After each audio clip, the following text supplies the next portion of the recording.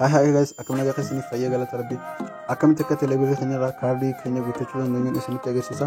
Nu hordofaa. Viidiyoo kana laayikii gochuun dagatinaan isin jaa. Sanboota deeyilii seenaan mana bilbilaa keenya argisiisne hojii akka lama torbanitti ina raqicha sanboota ni dawwalaa jechuudha. Kaardii keenya televizyiniirraa guuttachuu. Sanboota filannoo isa sadaffaa irratti argama. Herrega bilbilaa guutuuf hojii kudurii sadiinitu ina. Achiin booda ofii keessaniif kudurii takkanitu ina ammas sanboota hamma qarshichaa galchaa jaa 5 Samboda tergina tole bilbila keessan kana guuttachuu jaa tole jedhaani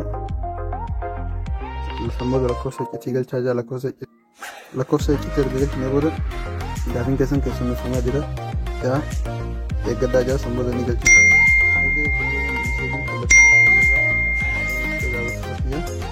bifa kanaan kaardii keenya guuttachuu dandeenya jechuudha. Kabajamoo maamila keenya yeroon qilleensaa qarshiin 5 gaafa biyya kana teeleebirrii waan fayyadamtaniif